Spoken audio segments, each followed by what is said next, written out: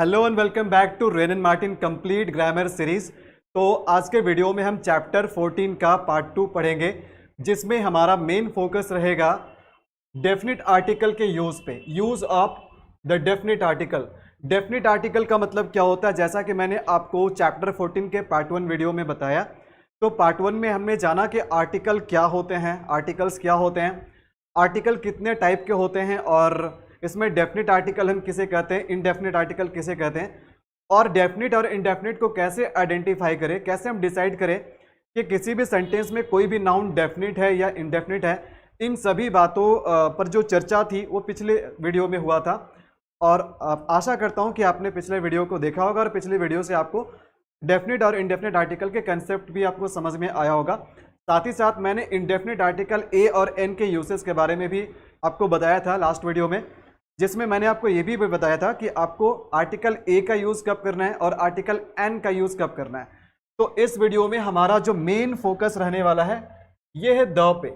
तो एक्चुअली हम लोग लास्ट वीडियो में द का लॉजिक समझ चुके हैं, कंसेप्ट समझ चुके हैं, लेकिन इसके अलावे द का डायरेक्ट यूज और कहाँ कहाँ होता है। पिछले वीडियो में हम लॉजिक पे बात कर रहे थे, इस वीडियो में हम बात करेंगे डायरेक्ट यूज, यानी डायरेक्ट यूजेस में कितने यूजेस है जो कि इंपॉर्टेंट यूजेस है।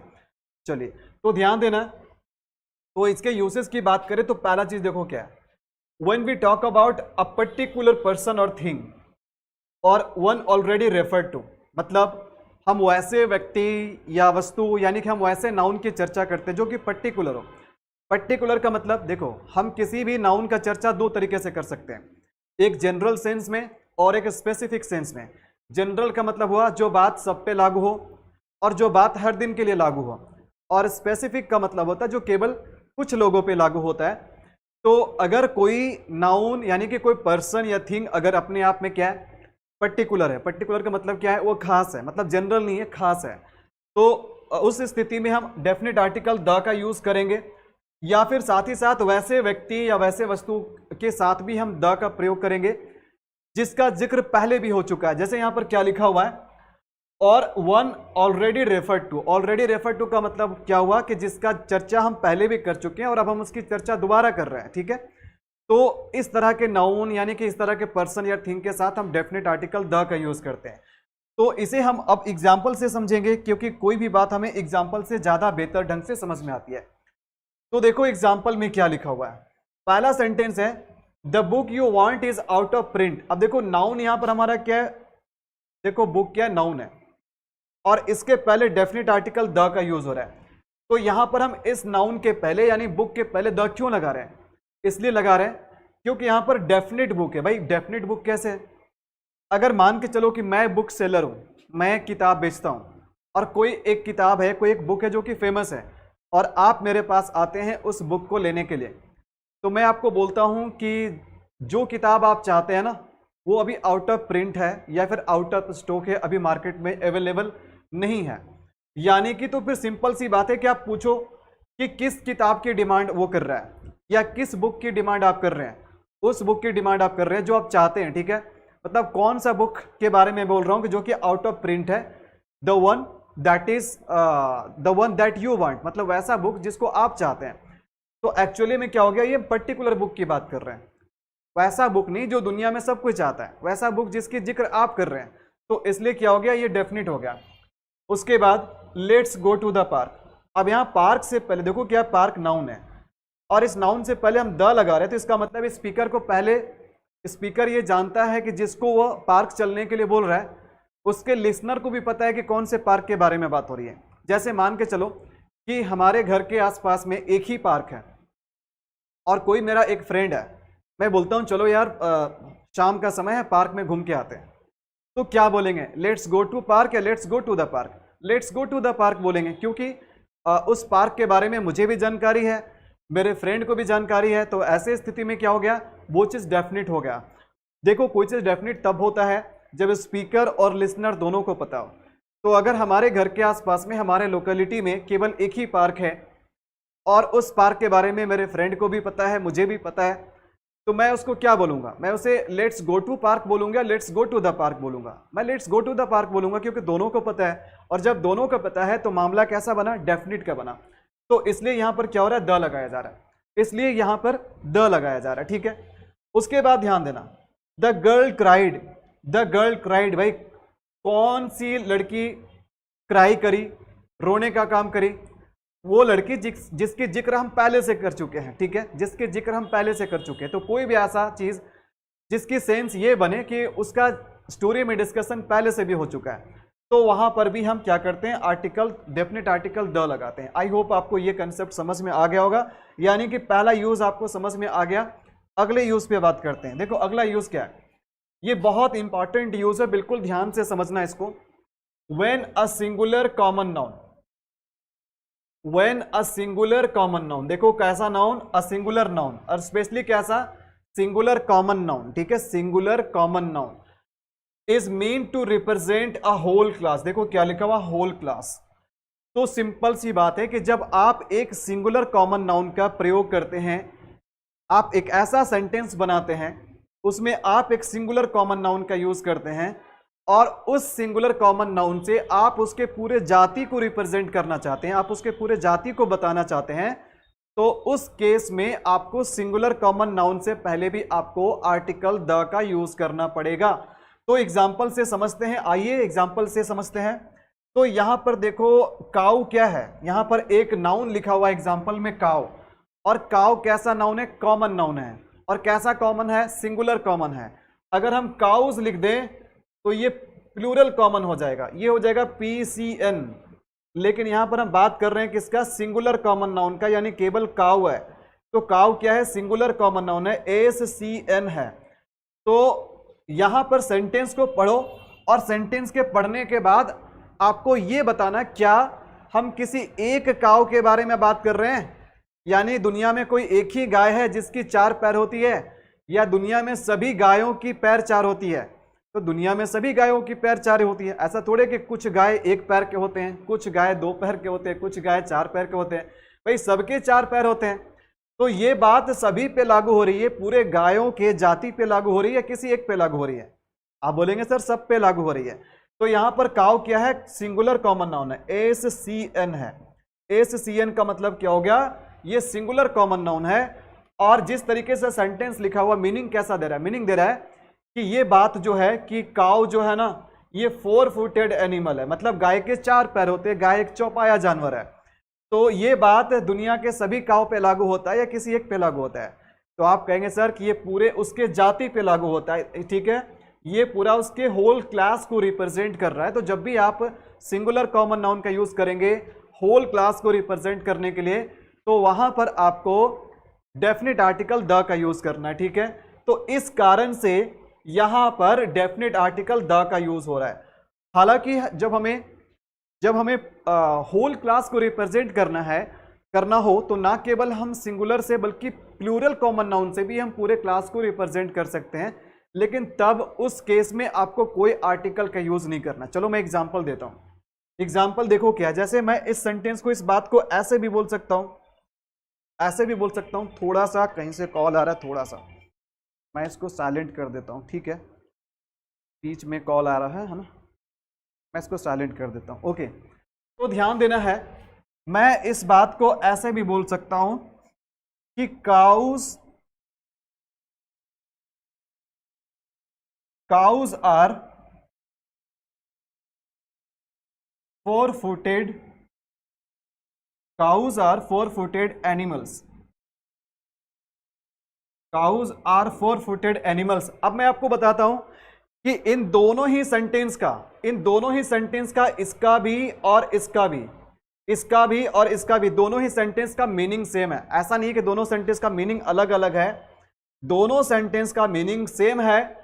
फर्क है कि यहां पर काऊ जो है ये सिंगुलर कॉमन है, ये है SCN है, ये SCN है, और यहां जो काउज हमने लिखा ये प्लूरल के फॉर्म में लिखा हुआ है, इसीलिए यहां पर हम इसके साथ प्लूरल वर्ब आर लगा रहे हैं।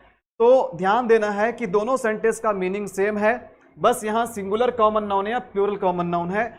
अगर आप सिंगुलर कॉमन नाउन से पूरे जाति का बोध कराएंगे तो आपको डेफिनेट आर्टिकल द का यूज करना पड़ेगा, लेकिन अगर आप वही बात बताना चाहते हैं, आप सेम बात बताना चाहते हैं प्लूरल कॉमन नाउन से, तो वैसे केस में आप यहां पर कोई आर्टिकल नहीं लगाएंगे। यहां पर प्लूरल में देखो, प्लूरल नाउन के साथ वैसे भी आर्टिकल an नहीं लगता है और द भी यहां पर नहीं लगेगा, तो यहां पर कोई आर्टिकल नहीं लगेगा जब अगर ये प्लूरल के फॉर्म में लिखा हो तो दोनों ही मीनिंग इसका सही है। तो बिल्कुल ध्यान रखना है कि अगर सिंगुलर रहे तो द लगाना है, प्लूरल रहे तो कोई आर्टिकल नहीं लगाना है। आई होप आपको ये बात समझ में आ गया होगा अब तक। और बहुत ही इंपॉर्टेंट पॉइंट है, देखो मैं लिख देता हूं, ये पॉइंट वीवीआई पॉइंट है, यहां पर लोग कंफ्यूज होते हैं। चलिए उसके बाद जो अगला हमारा चीज है, और कहां कहां हम लगाते हैं article, definite article before some proper nouns. देखो वैसे तो प्रॉपर नाउन्स के पहले हम कोई आर्टिकल नहीं लगाते हैं। प्रॉपर नाउन्स हम वैसे नाउन्स को कहते हैं जो कि किसी व्यक्ति या वस्तु का खुद का नाम होता है, जिसके नाम लेने से सभी जाति पे लागू नहीं होता है, केवल खुद पे लागू होता है। और प्रॉपर नाउन की एक और खासियत होती है कि प्रॉपर नाउन हमेशा कैपिटल लेटर से स्टार्ट होता है। जैसे अगर मुझे लिखना हो अमन, तो अमन का ए हम बड़ा लिखेंगे, तो ये कैसा नाउन है? ये प्रॉपर नाउन है। तो प्रॉपर नाउन किसी का भी नाम हो सकता है भाई, वो व्यक्ति का हो सकता है, वस्तु का हो सकता है, कोई जगह का हो सकता है।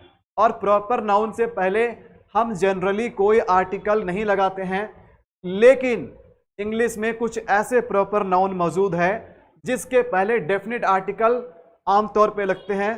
तो आइए जानते हैं कि ऐसे कौन कौन से नाउन्स हैं, किस कैटेगरी के नाउन्स हैं जहां पर डेफिनेट आर्टिकल द हम लगाते हैं।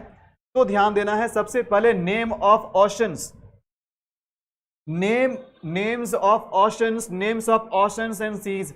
अगर आप समुद्र या महासागर के नाम बता रहे हो तो उसके पहले आपको डेफिनेट आर्टिकल द का यूज करना है।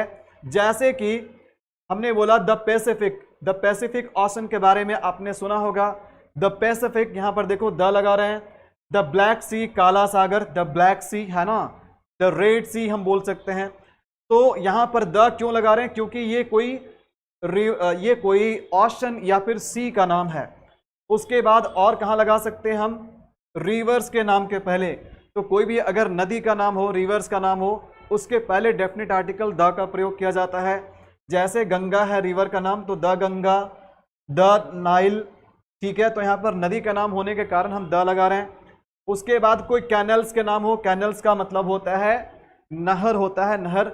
और उसमें स्वेज कैनल बहुत ही वर्ल्ड पॉपुलर कैनल है। इससे जीके में भी क्वेश्चन आ जाता है कि स्वेज कैनल कहां पर है और स्वेज कैनल किन किन दो महासागर को जोड़ने का काम करती है।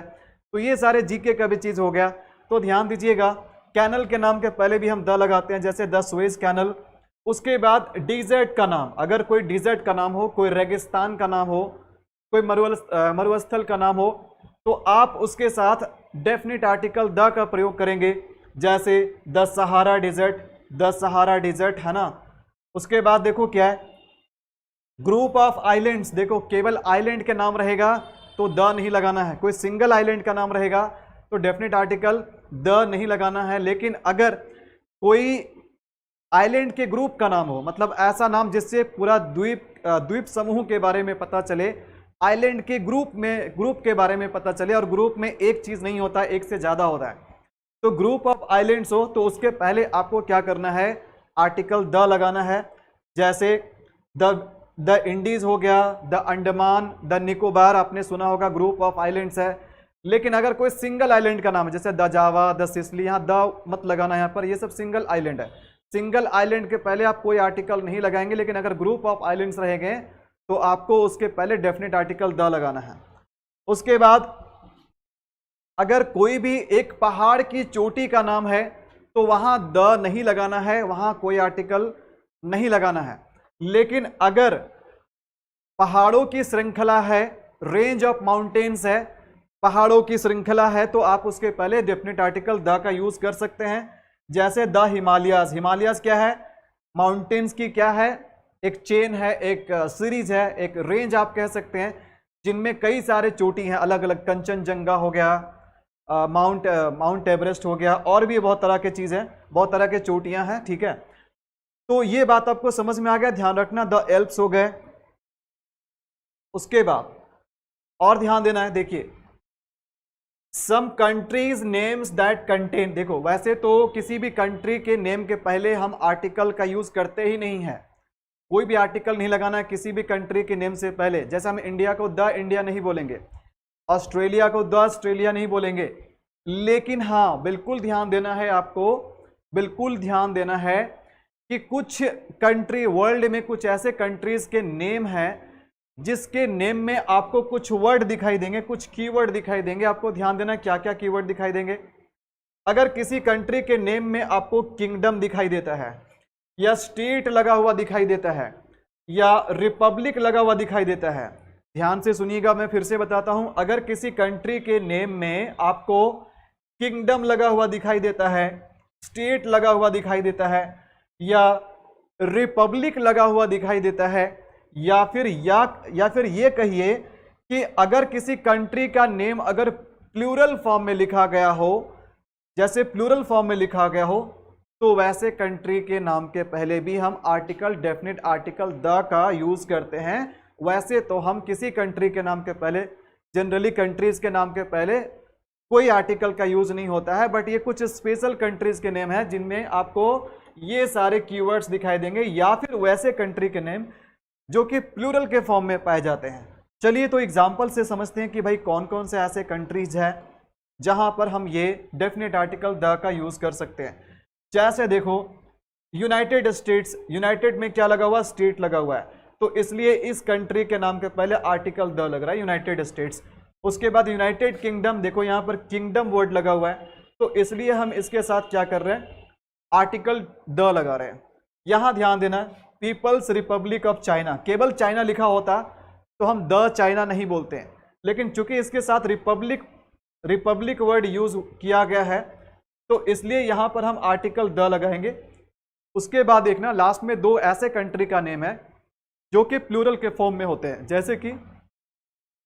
जैसे कि नीदरलैंड्स, नीदरलैंड नहीं होते हैं, नीदरलैंड्स होते हैं, नीदरलैंड्स। तो यहां पर हम लोग क्या कर रहे हैं, द लगा रहे हैं। फिलीपींस में देखो प्लूरल के फॉर्म्स में लिखे जाते हैं, प्लूरल के फॉर्म में, तो यहां भी आर्टिकल द लग रहा है। तो आप बिल्कुल ध्यान रखिएगा कि किस तरह के कंट्री के नेम के पहले हम डेफिनेट आर्टिकल द का यूज कर सकते हैं। ओके ठीक है। हाँ, रेन एंड मार्टिन का मतलब, रेन एंड मार्टिन का मतलब, देखो ग्रामर पढ़ने के लिए एक वर्ल्ड फेमस बुक है रेन एंड मार्टिन के द्वारा, पूरे दुनिया में फेमस है, बहुत अच्छी किताब है ग्रामर को ठीक करने के लिए, है ना। तो हम रेन एंड मार्टिन के बुक से हम ग्रामर पढ़ रहे हैं। इसका कंप्लीट सीरीज आपको मिल जाएगा हमारे यूट्यूब चैनल पे। हाँ, अब देखिए, आप ग्रामर रेन एंड मार्टिन से पढ़िए या किसी और ग्रामर से पढ़िए, ग्रामर तो चेंज नहीं हो जाएगा, बस हर किसी का समझाने का तरीका अलग अलग होता है। ऐसा थोड़े कि अगर हम ऐसा थोड़े है कि अगर हम द को अगर हम इस बुक में डेफिनेट आर्टिकल बोल रहे हैं तो किसी और बुक में इनडेफिनेट आर्टिकल बोला गया, दोनों जगह डेफिनेट आर्टिकल ही हैं, बस हाँ समझाने का, रिप्रेजेंट करने का तरीका अलग अलग होता है। इस कारण से कुछ चीज़ें ज़्यादा फेमस हो जाती है और कुछ चीज़ें फेमस नहीं हो पाती है। कुछ लोगों के समझाने के तरीका जो होते हैं ना, बहुत सिंपल होते हैं, सिंप्लीफाई करके समझाते हैं, और कुछ लोग चीज़ों को और डिफिकल्ट बना देते हैं, कॉम्प्लिकेटेड कर देते हैं, इसलिए कुछ ही लोग को समझ में आ जाते हैं। ठीक है, ध्यान दीजिएगा, जो डिफिकल्ट चीज़ें होती है ना, वो सबको समझ में नहीं आता है, कुछ लोगों के, कुछ ही ऑडियंस को टच करते हैं, लेकिन जो थोड़ा सा सिंपल चीज़ें होती हैं वो सबको समझ में आता है। तो बस इसी कारण से कुछ चीज़ें फेमस हो जाती है, कुछ चीज़ें फेमस नहीं हो पाती है, तो ध्यान देना। लेकिन बिल्कुल यहाँ पर ध्यान देना कि आप द इंडिया नहीं लिख सकते हैं, आप द इंडिया नहीं लिख सकते हैं, आप द जापान नहीं लिख सकते हैं, आप द ऑस्ट्रेलिया नहीं लिख सकते हैं, आप द ऑस्ट्रेलिया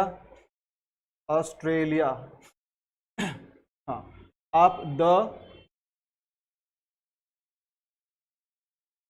ऑस्ट्रेलिया नहीं लिख सकते हैं, यहां पर आप ये द नहीं लगा सकते हैं। ठीक है, तो केवल कुछ ही कंट्री के नेम है जहां पर आपको डेफिनेट आर्टिकल द लगाना है। बात समझ में आ रही है? चलिए अब ध्यान दीजिएगा आगे क्या चीज। नंबर 4 में देखो क्या है, before the names of certain books, कुछ ऐसे बुक्स के, कुछ ऐसे किताबें के नाम होती है जिसके पहले हम द लगाते हैं। ऐसे बुक्स जो होते हैं, या तो ये वर्ल्ड फेमस बुक्स होते हैं, या फिर ये कोई रिलीजियस बुक्स होते हैं, धार्मिक ग्रंथ वगैरह होते हैं, ठीक है, जिसको हम स्क्रिप्चर्स भी कहते हैं, तो इनके पहले हम डेफिनेट आर्टिकल द लगाते हैं। जैसे वेदास, तो वेदास के पहले हमने द लगा दिया, द वेदास, द पुराणास, है ना, पुराण आपने पढ़ा होगा, सुने होंगे अपने पुराण के बारे में। इलियाड देखो एक वर्ल्ड फेमस एपिक है इलियाड, जो कि होमर के द्वारा लिखा गया है, द इलियाड, द रामायणा, ठीक है। लेकिन एक बात आपको ध्यान में रखना है, बिल्कुल ध्यान में रखना है कि अगर इनके साथ इनके ऑथर्स का नाम जुड़ जाए, इनके राइटर्स का नाम जुड़ जाए, तब आपको डेफिनेट आर्टिकल द का यूज नहीं करना है। जैसे यहां देखो, नोट कर लेना है बात को, बट वी से होमर्स इलियाड, देखो इलियाड किसके द्वारा लिखा गया है, होमर के द्वारा लिखा गया है। तो इसके नाम के साथ देखो, इस रचना के नाम के साथ, इस बुक के नेम के साथ उसके ऑथर का नाम भी जुड़ चुका है। तो जब उसके ऑथर का नाम साथ में जुड़ जाएगा तो वहां पर आपको डेफिनेट आर्टिकल द का प्रयोग नहीं करना है, मतलब कोई भी आर्टिकल का आपको यूज नहीं करना है। तो यहां पर देखो हम नहीं लिख सकते हैं, केवल लिखेंगे होमर्स इलियाड, वाल्मीकिस रामायणा, यहां पर द वाल्मीकिस रामायणा नहीं कह सकते, यहां पर आप द होमर्स इलियाड नहीं कह सकते, ठीक है। Next, before names of things unique of their kind, हम वैसे चीजों के पहले डेफिनेट आर्टिकल द का यूज करते हैं जो अपने आप में यूनिक हो, यानी यूनिक चीजों के पहले भी हम डेफिनेट आर्टिकल द का यूज करते हैं। यूनिक का मतलब जिसका कोई दूसरा कंपैरिजन नहीं हो, जो कि वर्ल्ड में अपने आप में एक ही हो। यूनिक का मतलब होता है वन, उसके जैसा कोई और दूसरा नहीं। तो जो भी चीजें अपने आप में यूनिक क्वालिटी रखता हो, उसके पहले भी आप डेफिनेट आर्टिकल द का यूज कर सकते हैं। जैसे द सन, हम इसके पहले द लगा दिए, स्काई इसके पहले द लगा दिए, ओशन इसके पहले द लगा दिए, सी इसके पहले द लगा दिए, अर्थ इसके पहले हम द लगा दिए। आई होप ये बात आपको समझ में आया होगा। देखो नेक्स्ट क्या है, अगला यूज है बिफोर अ कॉमन नाउन, बहुत इंपॉर्टेंट पॉइंट है। Before a common noun used as an abstract noun, क्या किसी भी कॉमन नाउन को हम एब्स्ट्रैक्ट नाउन के फॉर्म में यूज कर सकते हैं? क्या एब्स्ट्रैक्ट नाउन की तरह यूज हो सकता है कोई भी कॉमन नाउन? बिल्कुल हो सकता है। तो अगर किसी भी सेंटेंस में कॉमन नाउन का यूज अगर एब्स्ट्रैक्ट नाउन की तरह किया गया हो, एब्स्ट्रैक्ट नाउन का मतलब कि अगर कॉमन नाउन किसी सेंटेंस में क्वालिटी बताने का काम कर रहा हो, तो समझ लेना कि वो एब्स्ट्रैक्ट नाउन की तरह यूज हो रहा है। तो अगर किसी भी नाउन को आप एब्स्ट्रैक्ट नाउन की तरह यूज करते हो, तो उसके पहले डेफिनेट आर्टिकल द का यूज करना पड़ेगा। तो जैसे अगर हम मदर बोलते हैं, अगर हम मदर बोलते हैं, तो मदर क्या है? मदर एक कॉमन नाउन है। तो कॉमन नाउन में हम डेफिनेट और इनडेफिनेट के हिसाब से हम आर्टिकल का यूज करेंगे। लेकिन अगर यही मदर एब्स्ट्रैक्ट नाउन बन जाए, तो आपको इसके पहले ध्यान रखना है कि इसके पहले द फिक्स होगा, इसके पहले द फिक्स होगा। जैसे एग्जांपल में समझिए, the mother in her has died. जैसे सेंटेंस का मीनिंग क्या हो गया? उसके अंदर की मां मर चुकी है। भाई अंदर की मां मर चुकी है मतलब, तो यहां पर मदर क्या कर रहा है? क्वालिटी बता रहा है। भाई किस चीज का क्वालिटी? Quality of kindness. देखिए मां के अंदर अपने बच्चों के प्रति कैसी क्वालिटी होती है? दया वाला, काइंडनेस वाला।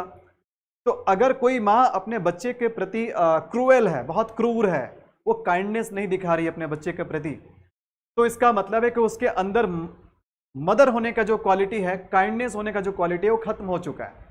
तो यहां पर जो मदर वर्ड है ये यूज हो रहा है, कैसे यूज हो रहा है? हो तो ये तो है कॉमन नाउन, लेकिन यूज हो रहा है एब्स्ट्रैक्ट नाउन की तरह। ये यूज हो रहा है एब्स्ट्रैक्ट नाउन की तरह। यूज कैसा कर रहा है? एब्स्ट्रैक्ट नाउन की तरह यूज कर रहा है। तो इसलिए यहां पर इसके पहले डेफिनेट आर्टिकल द का यूज किया गया, इसलिए इसके पहले डेफिनेट आर्टिकल द का यूज किया गया।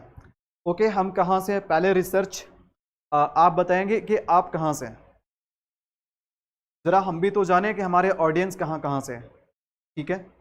तो ये बात आपको समझ में आया। देखो वैसे स्टूडेंट क्या है? स्टूडेंट एक कॉमन नाउन है, लेकिन अगर मैं बोलूंगा कि the student in me is still alive, मेरे अंदर का जो स्टूडेंट है ना वो अभी भी जिंदा है, मतलब मैं टीचर तो हूं ही, साथ ही साथ मैं स्टूडेंट भी हूं, मतलब मेरे अंदर स्टूडेंट होने का क्वालिटी अभी भी जिंदा है। तो यहाँ स्टूडेंट वर्ड का यूज हम किस तरह से कर रहे हैं? एब्स्ट्रैक्ट नाउन की तरह यूज कर रहे हैं। यहां पर हम स्टूडेंट वर्ड का यूज कर रहे हैं, एब्स्ट्रैक्ट नाउन की तरह यूज कर रहे हैं। तो इस कारण से उसके पहले हम द लगा रहे हैं। आई होप आपको ये बात समझ में आया होगा। और again let me tell you, ये बहुत इंपॉर्टेंट पॉइंट है, यहां से क्वेश्चन बनते हैं, ठीक है। चलिए उसके बाद देखना, before a proper noun when it is qualified by an adjective और डिफाइनिंग एडजेक्टिवल क्लाउज। वैसे प्रॉपर नाउन के पहले हम कभी भी कोई आर्टिकल नहीं लगाते हैं। बहुत सारे लोगों में भ्रम है कि सर अगर प्रॉपर नाउन कोई आम व्यक्ति का नाम हो तो हम उसके पहले आर्टिकल नहीं लगाते हैं, लेकिन अगर आपने बोला महात्मा गांधी, कुछ स्पेशल नाम, लोगों के स्पेशल नाम आ जाए ना तो उसके पहले द लगाते हैं। भाई कौन सिखा दिया ऐसा चीज़ आपको? ठीक है, लंदपन चीज सीख करके क्यों आते हैं? प्रॉपर नाउन है, चाहे वो महान व्यक्ति हो चाहे वो कॉमन व्यक्ति हो, proper noun is proper noun. ठीक है, तो ऐसा नहीं है कि महात्मा गांधी के पहले भी हम द लगा देंगे। क्यों? क्योंकि वो महात्मा है, महात्मा गांधी है। ठीक है, तो ऐसा नहीं होता है। Proper noun is proper noun, चाहे वो स्पेशल इंसान की नाम हो चाहे वो कॉमन इंसान के नाम हो। हाँ, हम किसी भी प्रॉपर नाउन के पहले आर्टिकल एक ही केस में लगा सकते हैं, अगर उसके पहले उस व्यक्ति को या वस्तु को डिस्क्राइब करने के लिए कुछ एक्स्ट्रा वर्ड्स जुड़ जाए या कोई एडजेक्टिव वाले फ्रेज जुड़ जाए जो उसको डिस्क्राइब करने का काम करे। जैसे एग्जाम्पल से समझते हैं, जूलियस सीजर के बारे में आपने पढ़ा होगा, विलियम शेक्सपियर का एक ड्रामा है, उसी में एक कैरेक्टर है जूलियस सीजर। अब सीजर देखो एक प्रॉपर नाउन है, सीजर क्या है? एक प्रॉपर नाउन है, और प्रॉपर नाउन से पहले हम कोई आर्टिकल नहीं लगाएंगे। लेकिन अगर इसके पहले हम कुछ एडजेक्टिव लगा देते, जैसे इसके पहले हमने एडजेक्टिव लगा दिया ग्रेट, इसके पहले हमने एडजेक्टिव लगा दिया ग्रेट। अब ये क्या है? ये एडजेक्टिव है, और एडजेक्टिव है तो एडजेक्टिव से पहले हम क्या करेंगे? इस स्थिति में हम यहां पर डेफिनेट आर्टिकल द का यूज कर सकते हैं।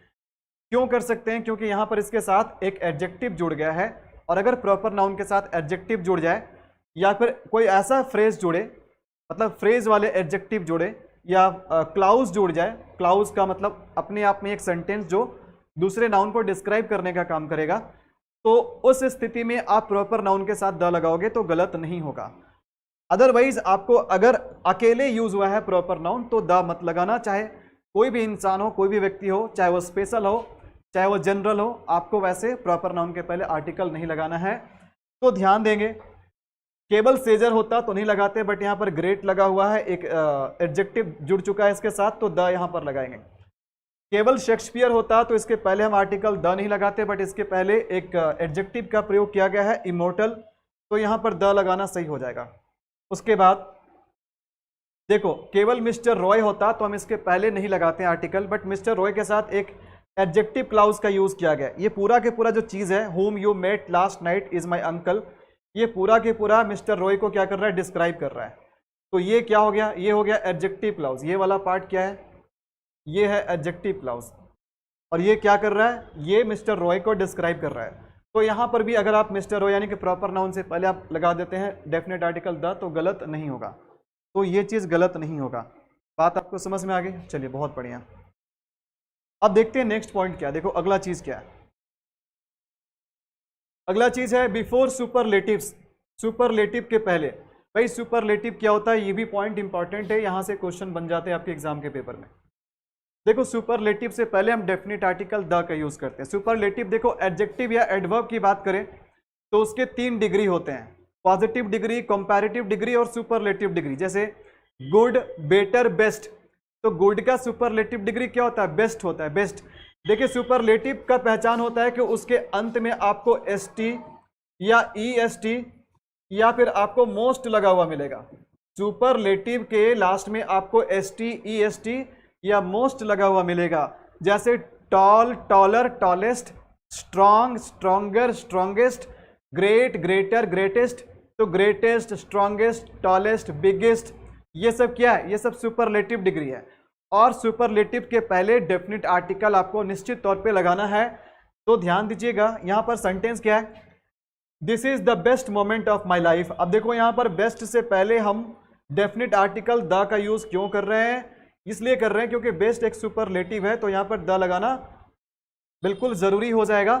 जैसे द स्ट्रॉन्गेस्ट है ना, the tallest, the greatest, the biggest, the largest, तो इन सभी के पहले हम आर्टिकल द लगा रहे हैं। क्यों? क्योंकि ये सुपरलेटिव डिग्री में आ रहा है, ये सुपरलेटिव डिग्री में आ रहा है। ठीक है, बात समझ में आ गया? हाँ, ओके ग्रेट। तो राहुल जहां से है ना, राहुल कहां से? धनबाद से। मैं भी धनबाद से हूं, मैं भी धनबाद झारखंड से ही हूं। हाँ ठीक है, चलिए तो ये बात आपको समझ में आया। नेक्स्ट देखो क्या है, before ordinal numbers, this point is also a very very important point, इसको ध्यान रखिएगा। ऑर्डिनल नंबर, देखो नंबर में एक होता है कार्डिनल नंबर, एक होता है ऑर्डिनल नंबर। कार्डिनल नंबर का मतलब होता है गिनती के नंबर, काउंटिंग नंबर्स, 1 2 3 4 5 6 7 8 9 10, ये सब काउंटिंग नंबर है, मतलब कार्डिनल नंबर है। और कुछ नंबर ऐसे होते हैं जो कि ऑर्डर बताते हैं, ऑर्डर का मतलब हो गया क्रम बताना, उसको ऑर्डिनल नंबर बोलते हैं। जैसे 1 से क्या बना फर्स्ट, 2 से क्या बना सेकंड, 3 से क्या बना थर्ड। तो first, second, third, fourth, fifth, ये सब क्या है, ये सब ऑर्डिनल नंबर है।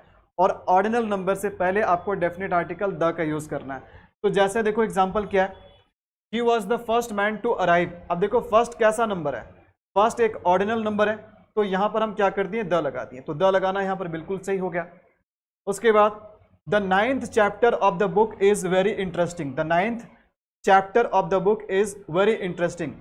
तो यहां पर देखो 9th क्या है, 9th यहां पर एक ऑर्डिनल नंबर है, तो ऑर्डिनल नंबर से पहले आप द लगाओगे तो गलत नहीं होगा। ठीक है, ये बात आपको समझ में आ गया। उसके बाद देखो नेक्स्ट देखना, बिफोर म्यूजिकल इंस्ट्रूमेंट्स। अच्छा वैसे जैसे म्यूजिकल इंस्ट्रूमेंट्स आप जानते हैं, म्यूजिकल इंस्ट्रूमेंट्स के पहले, वाद्य यंत्र के पहले आप आर्टिकल द का यूज करते हैं। The guitar, the tabla, the flute, है ना। तो इसके पहले द पियानो, आप इसके पहले डेफिनेट आर्टिकल द का यूज कर सकते हैं। He can play the flute, देखो फ्लूट क्या एक म्यूजिकल इंस्ट्रूमेंट है, तो इसके पहले द लगा दिए तो ये गलत नहीं होगा। ये बात आपको समझ में आ गई, चलिए बहुत बढ़िया। नेक्स्ट देखो आगे क्या है, before an adjective when the noun is understood. देखो इसका मतलब क्या हुआ, कभी कभी क्या होता है, कभी कभी हम एडजेक्टिव को ही नाउन बना देते हैं, एडजेक्टिव को ही हम नाउन के पोजीशन पे यूज करते हैं या नाउन की तरह यूज करते हैं। तो एडजेक्टिव को नाउन कैसे बना सकते हैं, एडजेक्टिव को नाउन बनाने का बहुत सिंपल तरीका है। अगर आप एडजेक्टिव को नाउन बनाना चाहते हैं तो आप क्या करो, एडजेक्टिव से पहले आर्टिकल द लगा दो। अगर आप किसी एडजेक्टिव से पहले, देखो एडीजे, एडीजे का मतलब एडजेक्टिव है, तो अगर आप एडजेक्टिव से पहले डेफिनेट आर्टिकल द का यूज करते हैं तो ये नाउन बन जाता है। और पता है ये कैसा नाउन बनता है, ये प्लूरल नाउन बनता है, ये प्लूरल नाउन बनता है। और ये प्लूरल नाउन बन करके ये पूरे जाति के बारे में बात करता है, मतलब सभी को कवर कर लेता है। तो जैसे ध्यान देना, यहां पर अगर हम बात करें तो पुअर क्या है, पुअर एक एडजेक्टिव है। रिच क्या है, रिच एक एडजेक्टिव है। लेकिन इस सेंटेंस में ये दोनों एडजेक्टिव, ये एडजेक्टिव की तरह यूज नहीं हो रहा है, ये नाउन की तरह यूज हो रहा है। कैसे, क्योंकि कोई भी वर्ड सब्जेक्ट के जगह पे जो आता है वो क्या कहलाता है, नाउन कहलाता है। तो देखो यहां पर ये सब्जेक्ट के जगह पे आ रहा है और ये रिच होना ये ऑब्जेक्ट के जगह पे आ रहा है। तो जो सब्जेक्ट या ऑब्जेक्ट के जगह पे आता है या कोई भी वर्ड जो कि प्रेपोजिशन के बाद आता है वो नाउन होता है। तो यहां पर तो रिच एडजेक्टिव है, पुअर तो एडजेक्टिव है, लेकिन काम किसका कर रहा है, नाउन का कर रहा है। कैसे काम कर रहा है नाउन का, क्योंकि इसके पहले हम क्या कर दिए, द लगा दिए। हम केवल पुअर नहीं बोल रहे, द पुअर बोल रहे हैं। हम केवल रिच नहीं बोल रहे, द रिच बोल रहे हैं। तो ध्यान देना, यहां पर जब हम द पुअर बोलते हैं तो द पुअर का मतलब हो गया पुअर पीपल, द पुअर का मतलब हो गया पुअर पीपल, पुअर पीपल। और जब हम बोल रहे हैं द रिच, तो द रिच का मतलब हो गया रिच पीपल, द रिच का मतलब हो गया रिच पीपल। यानी कि यहां पर हम पीपल लिख नहीं रहे, यहां पर पीपल हम अलग से लिख नहीं रहे, क्योंकि वो नाउन पहले से क्या है, अंडरस्टूड है। तो नाउन जब पहले से अंडरस्टूड है, द रिच का मतलब ही हो गया गरीब लोग, द रिच का मतलब ही हो गया अमीर लोग, और द पुअर का मतलब ही हो गया गरीब लोग। तो अलग से आपको फिर पीपल लगाने का जरूरत नहीं है, अलग से कोई एक्स्ट्रा नाउन लगाने का जरूरत नहीं है। तो कभी देखो ध्यान देना, हम कभी कभी एडजेक्टिव को नाउन बना देते हैं, अगर उसके पहले हम द लगाते हैं तो प्लूरल नाउन बनता है। और वो क्या करता है, वो सभी गरीब जाति के बारे में बात करेगा, सभी अमीर जाति के बारे में बात करेगा, यानी पूरे क्लास को वो कवर कर लेगा। ठीक है, तो जैसे देखो सेंटेंस में मीनिंग क्या है, सेंटेंस का, सेंटेंस का मीनिंग है द पुअर, यानी जो गरीब लोग होते हैं ना, the poor are happier than the rich. तो गरीब लोग जो होते हैं वो अमीर लोगों से ज्यादा खुश रहते हैं, ये सेंटेंस का मीनिंग है।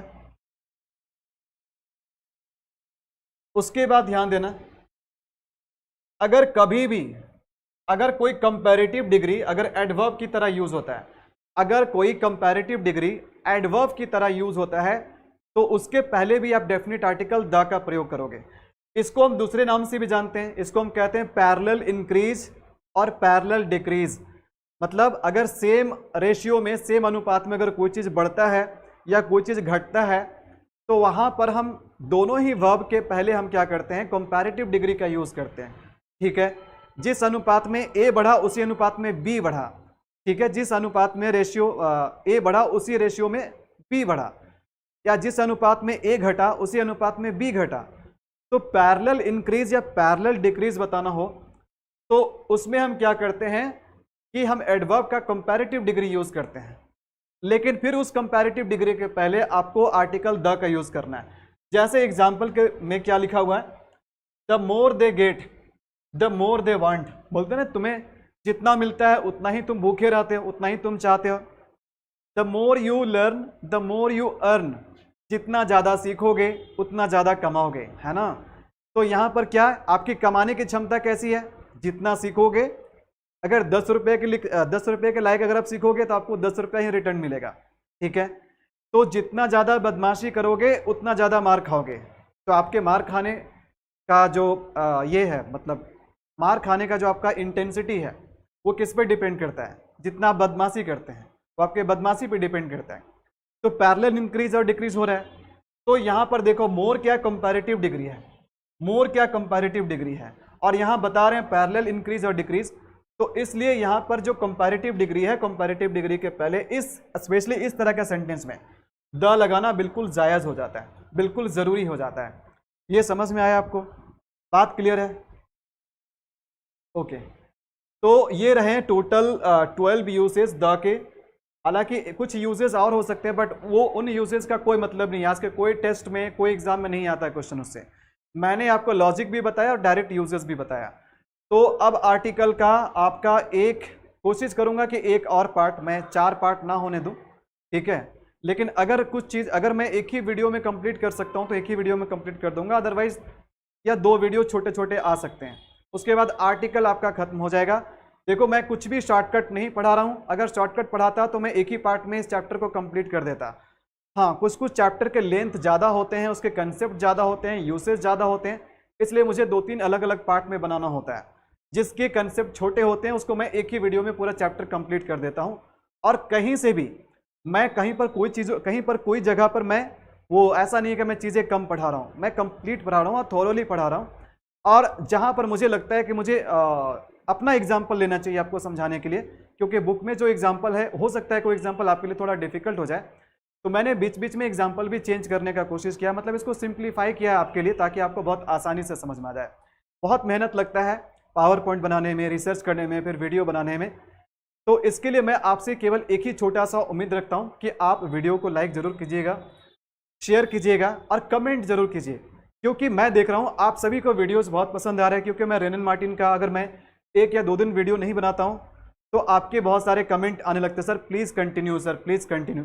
बट मैं आपका सपोर्ट नहीं देख पा रहा हूँ। अगर आपका सपोर्ट होता ना, अगर आपको वीडियो अच्छा लग रहा है, अगर आपका सपोर्ट होता ना, तो वीडियोज़ के व्यू कई हज़ारों में व्यूज़ आते हैं।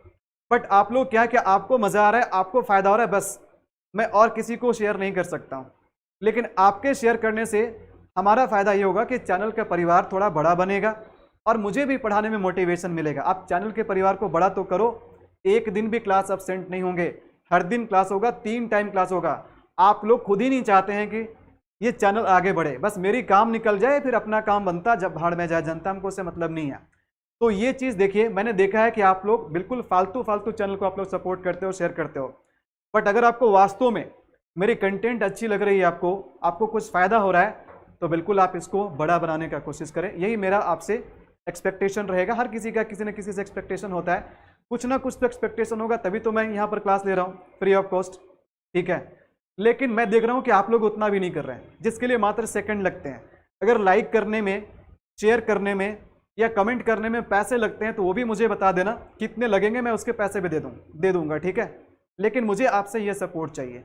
ठीक है, इतना रिक्वेस्ट तो मुझे नहीं करना चाहिए, बट मैं क्या करूं, मैं देख रहा हूं कि मैं इतनी मेहनत से मैं चीज़ें बना रहा हूं, बट आप लोग बिल्कुल इनएक्टिव है।